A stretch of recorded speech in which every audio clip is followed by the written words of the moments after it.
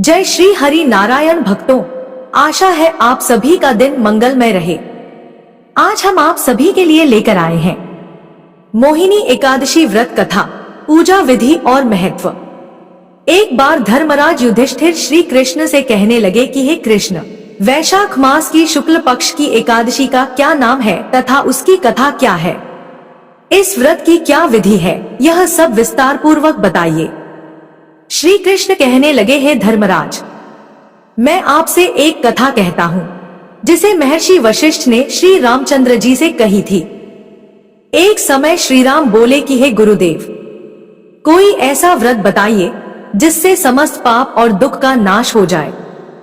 मैंने सीता जी के वियोग में बहुत दुख भोगे हैं।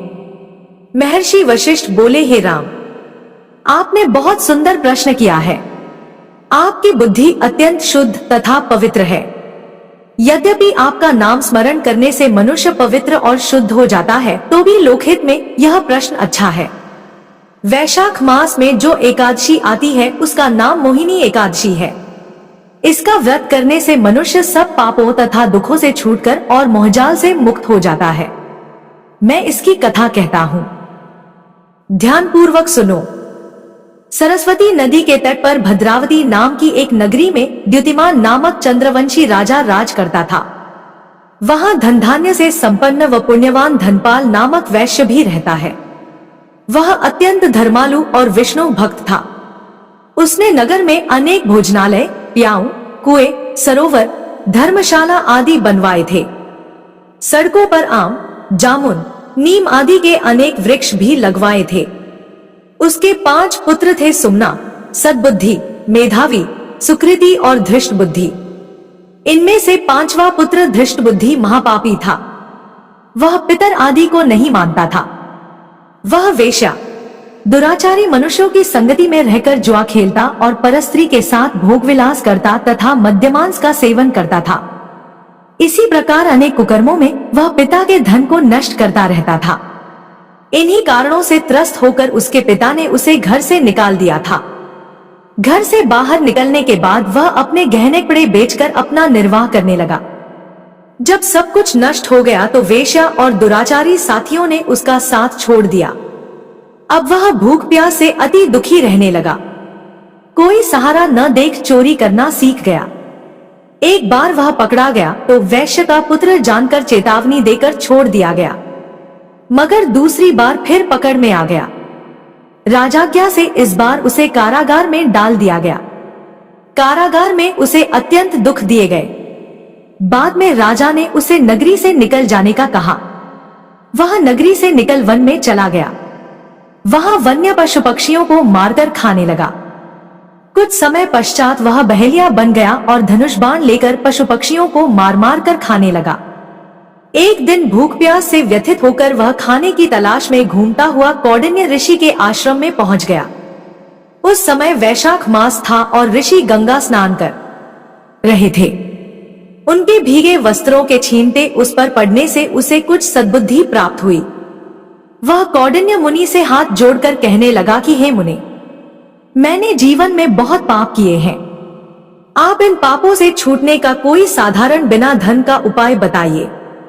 उसके दीन वचन सुनकर मुनि ने प्रसन्न होकर कहा कि तुम वैशाख शुक्ल की मोहिनी नामक एकादशी का व्रत करो, इससे समस्त पाप नष्ट हो जाएंगे। मुनि के वचन सुनकर वह अत्यंत प्रसन्न हुआ और उनके द्वारा बताई गई विधि के अनुसार व्रत किया। हे राम, इस व्रत के प्रभाव से उसके सब पाप नष्ट हो गए और अंत में वह गरुड़ पर बैठकर विष्णुलोक को गया। इस व्रत से मोह आदि सब नष्ट हो जाते हैं। संसार में इस व्रत से श्रेष्ठ कोई व्रत नहीं है। इसके महात्म्य को पढ़ने से अथवा सुनने से 1000 गोदान का फल प्राप्त होता है। मोहिनी एकादशी व्रत का महत्व। मोहिनी एकादशी के दिन भगवान विष्णु का निमित्त व्रत रखने से व्यक्ति को हर तरह के मोह बंधन से मुक्ति मिलती है, साथ ही जीवन में तरक्की मिलती है।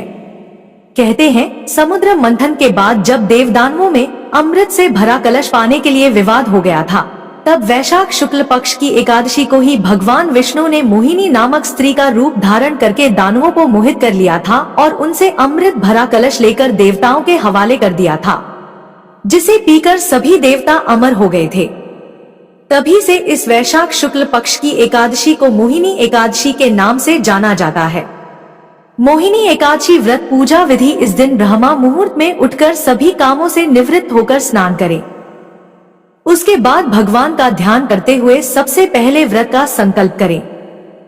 इसके बाद पूजा स्थल में जाकर भगवान श्री कृष्ण की पूजा विधि विधान से करें।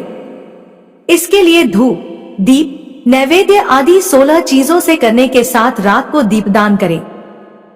इस दिन रात को सोए नहीं, सारी रात जगकर भगवान का भजन कीर्तन करें। इसी के साथ भगवान से किसी भी प्रकार की हुई गलती के लिए क्षमा भी मांगे। दूसरे दिन सुबह उठकर व्रत का पारण करने के बाद ब्राह्मणों को भोजन कराएं और अपने अनुसार उन्हें भेंट और दक्षिणा दें। इसके बाद सभी को प्रसाद देने के बाद खुद भोजन करें। जय श्री कृष्णा। दोस्तों, उम्मीद है आप सभी को यह कथा पसंद आई होगी। वीडियो अच्छी लगी तो वीडियो को लाइक कीजिए और कमेंट में जय श्री हरि नारायण अवश्य लिखें और ऐसी ही अद्भुत कथाएं सुनने के लिए चैनल को सब्सक्राइब करें। धन्यवाद।